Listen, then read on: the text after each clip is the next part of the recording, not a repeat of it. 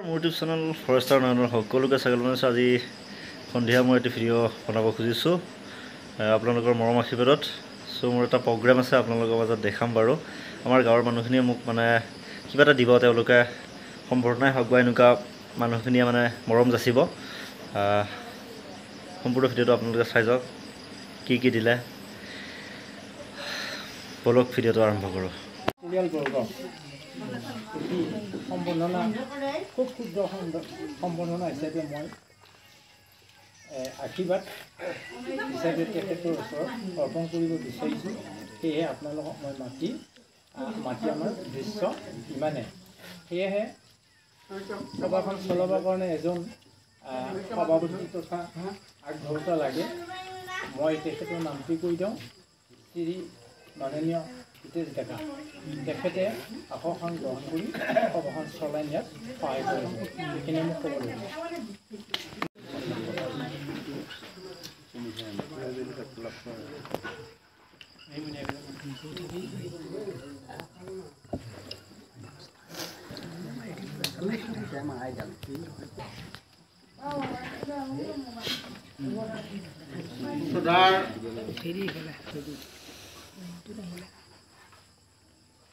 পূৰ্বৰ পথাৰ গাঁও নিবাসী শ্ৰী মোৰ বন্ধুদেৱ শ্ৰী সোণেশ্বৰ ডেকাৰ বাসগৃহত উপস্থিত হোৱা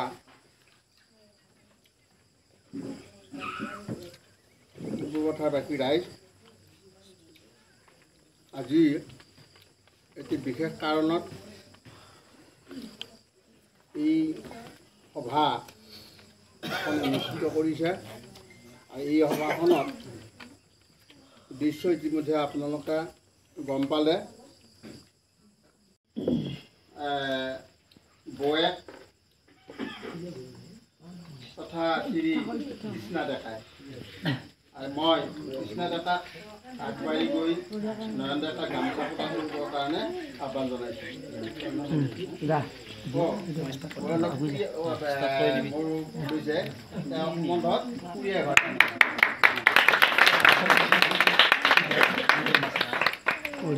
ইয়াৰ পিছত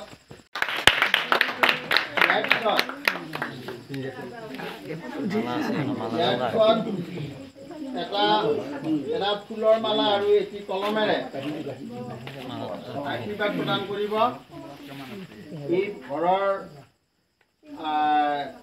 মৰমৰ আমাৰ মাইনা শ্ৰী জিন্তি ডেকাই ফুলৰ মালাডাল গলত দিয়া।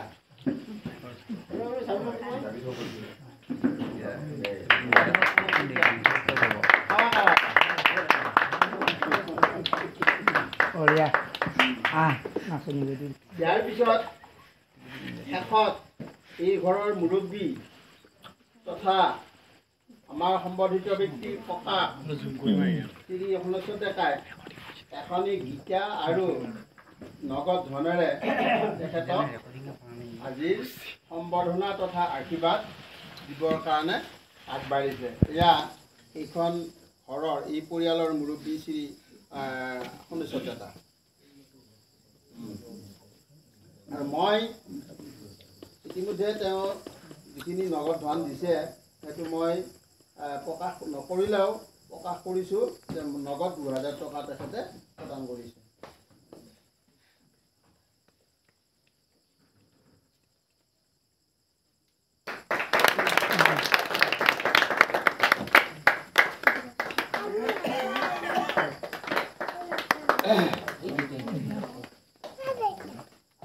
তাৰপিছত আমি এই সম্বৰ্ধনাৰ প্ৰদানৰ ইতিমধ্যে যিটো পৰিয়ালে এই সম্বৰ্ধনাৰ উদ্দেশ্য লৈ প্ৰদান কৰিবৰ কাৰণে সম্বৰ্ধনা প্ৰদান কৰিবৰ কাৰণে আয়োজন কৰিছিল, ইতিমধ্যে তেখেতসকলৰ সকলো পৰিয়ালে তেখেতক সম্বৰ্ধনা দিছে। আৰু ইয়াত যদি কোনোবা আৰু বেলেগে তেখেতক সম্বৰ্ধনা দিব বিচাৰে বা আশীৰ্বাদ দিব বিচাৰে, সামান্য তাৰ বস্তুৰে হ'লেও কোনোবাই দিব বিচাৰে, আজি এই মহা সুযোগতে তেখেতকো মই বিশেষ ব্যক্তিসকলক মই আহ্বান বা অনুৰোধ কৰিছোঁ যদি কোনোবাই মনত ভাবি আহি তেখেতক দিম বুলি ভাবিছে আৰু সেয়ে এই সুযোগতে ময়ো শ্ৰীমান নয়ন ডেকা মোৰ সামান্যতম সাধ্য অনুসাৰে ময়ো এটা আশীৰ্বাদ দিব বিচাৰিছোঁ কোনোবাই দিব নেকি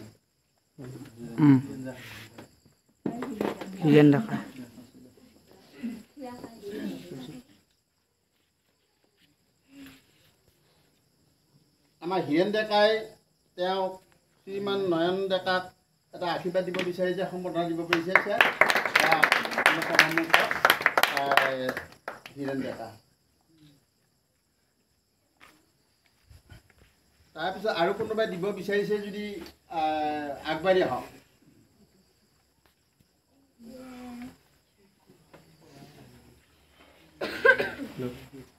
লকা ৰাখা এবাৰ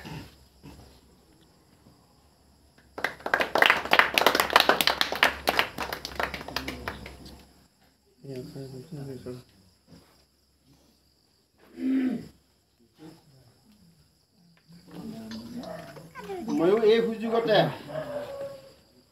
মৰমৰ নয়ন ডেকাক মোৰ চাকৰিকালৰ প্ৰাক্তন ছাত্ৰ আজি মই পৰম আনন্দ উপলব্ধি কৰিছোঁ যে মোৰ ছাত্ৰ মোৰ নাতি গাঁও সম্বন্ধীয় নাতি বা মোৰ ঘৰৰ প্ৰতিবেশী এজন ব্যক্তিয়ে এনেকুৱা এটা চৰকাৰী চাকৰিত তেওঁ যোগ্যতা অনুসাৰে এই চাকৰিত পোৱাৰ মানে সুযোগ গ্ৰহণ কৰিছে এই সুযোগতে তেখেতকো মই আজিৰ এই সভাত আপোনালোকৰ সন্মুখত মই তেখেতক আশীৰ্বাদ দিব বিচাৰিছোঁ আশা ৰাখিছোঁ তেখেতে মোৰ হাতৰ পৰা এই আশীৰ্বাদটো গ্ৰহণ কৰে 1000 টকাৰে মই তেখেতক আশীৰ্বাদ দিছোঁ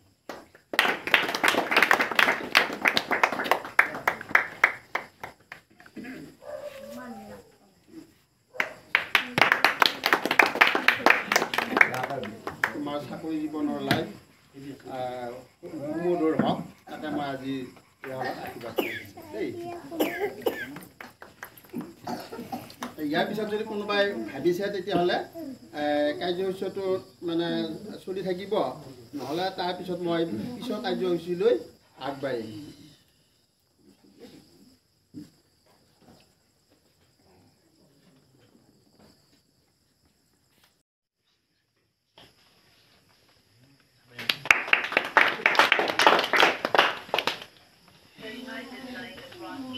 আমাৰ উপস্থিত ৰাইজৰ দুআষাৰত মই ইমানতে সামৰণি মাৰিব বিচাৰিছোঁ তাৰপিছত ইয়াৰ পিছৰ কাৰ্যসূচীলৈ মই যাব বিচাৰিছোঁ সেইটো হৈছে আজিৰ সম্বৰ্ধিত ব্যক্তি আমাৰ অতিকৈ মৰমৰ শ্ৰী নয়ন ডেকা আজিৰ এই সম্বৰ্ধনা সভাত আশীৰ্বাদ সভাত তেখেতৰ মনৰ ভাৱ আমাৰ আগত প্ৰকাশ কৰিবৰ কাৰণে মই এটা চমুকৈ তাৰমানে বেছি সময় নহয় চমুকৈ দুআষাৰ বক্তব্য ৰাখিবৰ কাৰণে কৈছোঁ এইকাৰণে যে তেখেতে ভৱিষ্যতে এনেকুৱা এটা পৰিপাটি এনেকুৱা এটা ডিচিপ্লিনৰ এটা মুহূৰ্ত পাব এনেকুৱা এখন সমাজ পাব যিখন সমাজত তেওঁৰ নিজৰ পৰিচয় নিজৰ প্ৰতিভাৰে দেখুৱাব লাগিব বা তেওঁ প্ৰকাশ কৰিব লাগিব আৰু হয় তেওঁ খেলাৰ জৰিয়তে হওক গীতৰ জৰিয়তে হওক বা বুদ্ধিৰে হওক বা তেখেতৰ বক্তৃতাৰে হওক এনেকুৱা এখন তেওঁ সমাজ পাব যিখন সমাজত তেওঁ হিন্দী ইংৰাজী অসমীয়া গোটেইকেইটা ভাষাত তেওঁ কথা ক'ব লাগিব সেয়ে তেখেতক মই এই সভাত দুআষাৰ চমুকৈ বক্তব্য ৰাখিবৰ কাৰণে মই অনুৰোধ কৰিছোঁ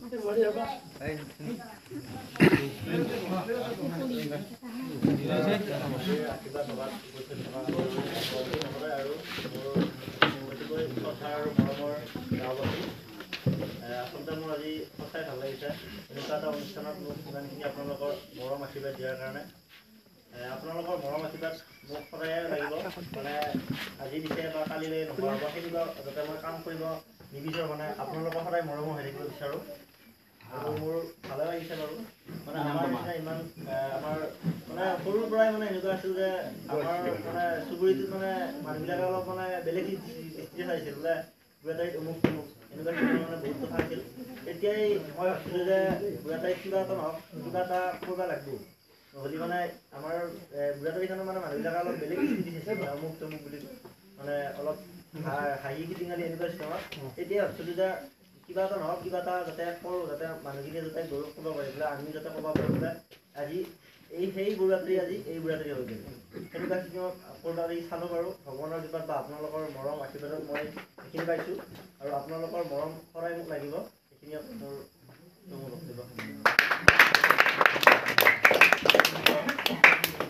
মই শ্ৰীমান নয়ন ডেকাক আশীৰ্বাদেৰে তেখেতৰ ভাষণত মই কৰিছোঁ আৰু ইয়াৰ পিছতে আৰু এটা সম্বৰ্ধনাৰ দিবৰ কাৰণে বিচাৰিছে সেইটো হ'ল ভাগ্যশ্ৰী ডেকা আমাৰ এই গাঁও নিবাসী শ্ৰী জয়ন্ত ডেকাৰ প্ৰথম কন্যা শ্ৰী ভাগ্যশ্ৰী ডেকা মই তেখেতক এই সম্বৰ্ধনা দিবৰ কাৰণে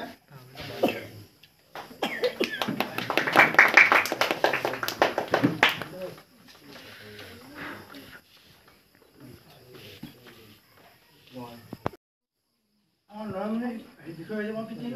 হিচাপে কৈছোঁ আৰু মোৰ ভাল লাগিছে এইখিনি ধৰ সি চাকৰি কাৰণে আগবাঢ়ি গৈছে মোৰ ভাল লাগিছে কথা হ'লে মই তথাপিতো ইয়াক কৈছোঁ যিখিনি তুমি ভাল পায় কৰ মই আপত্তি নাই যেতিয়া যি কয় আজি মই এইখিনি কৰিব লাগে বা যিখিনি লাগব মই দিছোঁ তাৰ কাৰণে মই ধন্যবাদ দিছোঁ কথাও যাতে কৈছোঁ মই বাৰে বাৰে তুমি চাকৰি লৈছা বুলি নহয় ৰাজখান লগত লাগব আৰু নিজৰ পিছতখন আঁকৰি লয় সেই গতিকে মই যিখিনি মই ক'ব লগা আছিল আপোনালোকৰ মাজত কৈছোঁ আহক ৰাজখান দেখা পাই ভাল লাগিছে মোৰ মনটো তাৰ কাৰণে মই কৈ মোৰ বস্তুটো